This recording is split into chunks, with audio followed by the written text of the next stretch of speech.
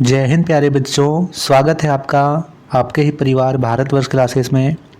प्यारे बच्चों, आज हम लोग कक्षा 6 JCERT संस्कृत पाठ्य पुस्तक में चतुर्दश पाठ विद्वान सर्वत्र पूज्यते से संबंधित सभी प्रश्न उत्तर को करने वाले हैं। पिछले वीडियो में मैंने आपको विद्वान सर्वत्र पूज्यते इसके सभी श्लोकों के हिंदी अर्थ को समझा दिया था। आशा करता हूँ कि आप सभी ने उस वीडियो को देखा होगा। तो चलिए बच्चा, इसके प्रश्न उत्तर करना प्रारंभ करते हैं।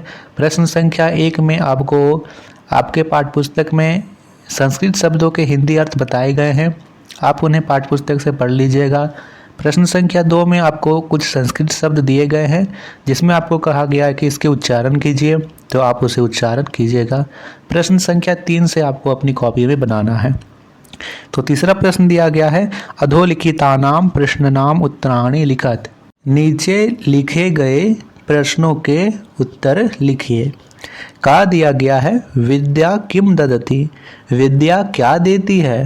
तो यहाँ पे लिखिए, विद्या विनयम ददाति, विद्या विनय देती है, विनम्रता देती है। विदेशेषु किम धनम, विदेशों में क्या धन है। तो यहाँ लिखेंगे, विदेशेषु विद्या धनम, विदेशों में विद्या ही धन होता है। खलस्य विद्या किमर्थ भवति, खलस्य यानी दुष्टों की विद्या किस लिए होती है।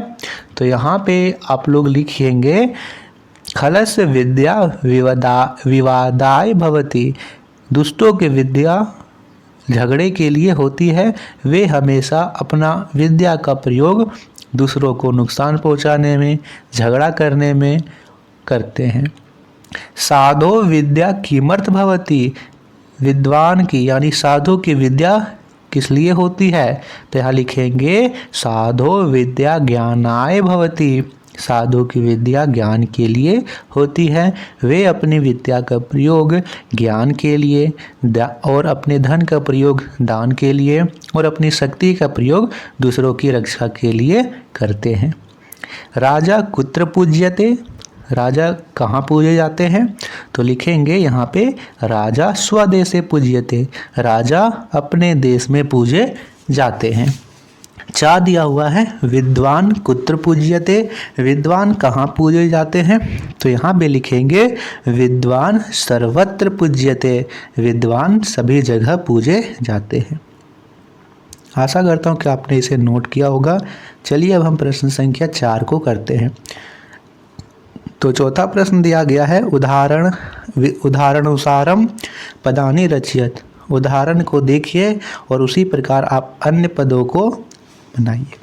तो यहाँ दिया गया है, लोट लकार में ये शब्द दिए गए हैं, इस शब्दों को आपको लट लकार और लिट लकार में बदलना है, यानी वर्तमान काल और भविष्य काल में बदलना है। यहाँ पे दिया गया पश्यतु, और यहाँ पश्यतु को लट लकार में बदला गया है पश्यति में, और फिर इसे लिट लकार में बताया गया है द्रक्षति में। इसी प्रकार बदलेंगे, रक्षतु, रक्षतु से होगा इसका लट लकार रक्षति, और लिट लकार में बदलेंगे तो रक्षिष्यति। तरतु, इसको बदलेंगे तो तरति, और यहाँ पे तरिष्यति। गच्छतु, तो यहाँ इसका लिट लकार होगा वर्तमान काल गच्छति, और भविष्य काल होगा यहाँ पे गमिष्यति। क्या होगा बच्चों, गमिष्यति होगा। लिखतु, लिखतु से यहाँ पे आप लोग भरेंगे लिखति, और लिट लकार में भरेंगे लेखिष्यति। तो इस प्रकार आपको भर लेने हैं।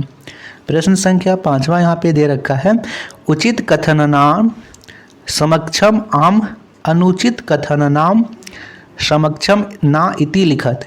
जो उचित कथन है उसके सामने आप आम लिखिए, यानी सत्य है, सही है, और जो अनुचित कथन है उसके सामने आप ना लिखिए। विद्याहीना सर्वत्र शोभन्ते, जो विद्याहीन होते हैं, जो विद्या को अर्जित नहीं किए होते हैं, या फिर जो मूर्ख होते हैं, वे सभी जगह शोभते हैं। तो लिखेंगे ना, ये अनुचित है। विदेशेषु धनम धर्म, विदेशों में धन ही सबसे धर्म होता है, ठीक है। नहीं, विदेशेषु धनम धर्म, यानी विदेशों का धर्म ही धन होता है, नहीं, विदेशों में विद्या ही धन होती है। धर्म तो यहाँ पे बात करें तो परलोक है ना, परलोक में हमने पढ़ा था विद्या को कि विदेशेषु धनम विद्या व्यासनेषु धनम मति परलोके धनम धर्मा शीलम सर्वत्र वे धनम, यानी विदेशों की में विद्या ही धन होती है, व्यापार में मति यानी बुद्धि धन होता है, परलोक में धर्म ही धन होता है, और जो शील होता है जो आचरण होता है वो सभी जगह धन होता है। तो यहाँ पे विदेशों का धन विद्या है, ना कि धर्म। तो लिखेंगे ना। विद्याया वर्धते वीर्यम, विद्या से वीर्यम यानी यहाँ पे वीर्यम की बात करें तो बल, विद्या से बल बढ़ता है, लिखेंगे आम। धनात् धर्मन आपनोति, ठीक है, तो यहाँ पे इसमें लिखेंगे आम क्योंकि ये सत्य है। यहाँ पे अंतिम में दिया गया है धनम व्यय कृते वर्धते, कि धन को खर्च करने पर वह बढ़ता है, नहीं, लिखेंगे ना। धन को खर्च करने पर ही बढ़ता है, धन को खर्च करेंगे तो वो तो समाप्त हो रहा है, बढ़ेगा कैसे। विद्या को खर्च करने से बढ़ता है, आप जितने विद्या को खर्च करिएगा, जितना लोगों में बांटिएगा वो और भी बढ़ेगा। आपसे मेरे से आप सब में बढ़ रहा है, आपसे और भी कितने सारे बच्चों में पढ़ेगा। तो विद्या को जितना बांटेंगे वो उतना बढ़ेगा। 5वां प्रश्न कंप्लीट हुआ।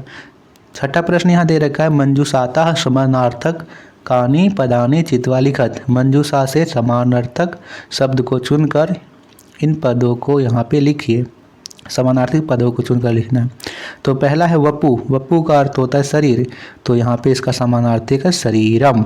वीर्यम, वीर्यम को हमने अभी देखा बल, तो यहाँ पे लिखेंगे बलम। मति, मति को हमने देखा अभी कि बुद्धि को बोलते हैं मति, तो बुद्धि को बोलते हैं यहाँ पे धिया। पुस्तकम, पुस्तकम यानी ग्रंथ। मदाय, मदाय तो अहंकराय। गच्छति, इसका होगा याति। इस प्रकार आपको भरना है। 7वां प्रश्न को करते हैं। 7वां प्रश्न दे रखा है विलोम पदानि योज्यत, विलोम पदों को मिलाइए। जैसे उदाहरण दिया गया है वर्धते और इसको मिलाया गया है क्षीयते। वर्धते वर्धयते यानी बढ़ता है, क्षीयते यानी कम होता है। खलस्य दुष्ट, तो दुष्ट का विपरीत होगा साधु। पर पीड़नाय, पर यानी दूसरों को, पीड़नाय कष्ट देना, तो इसका विपरीत क्या होगा रक्षणाय यानी उनकी रक्षा करना। गतम जाता है, इसका विपरीत में होगा विलोम आगतम आता है। और यहाँ परलोके, दूसरा लोक परलोक, इसका होगा इहलोके इसी लोक में। नित्यम, इसका मिलाइए अनित्यम।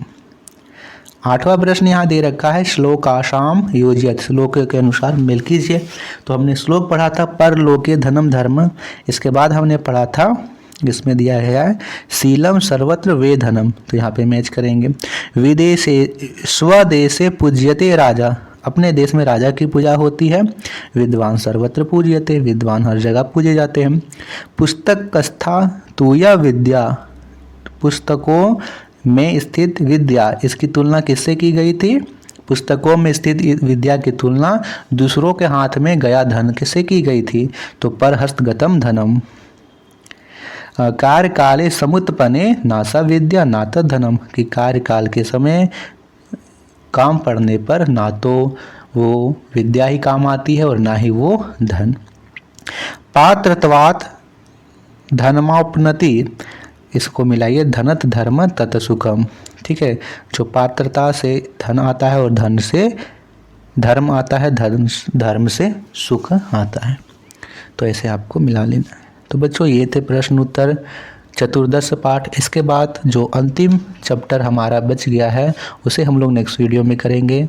इसके बाद हमारा हिंदी संस्कृत पाठ्यपुस्तक के सभी पाठ के प्रश्न उत्तर कंप्लीट हो जाएंगे। तो जितने भी बच्चों ने पार्ट 1 से लेकर पार्ट 13 तक की वीडियो को नहीं देखा है तो बच्चों आप प्लेलिस्ट में जाकर उन्हें चेकआउट कर सकते हो, अपने नोट्स बना सकते हो।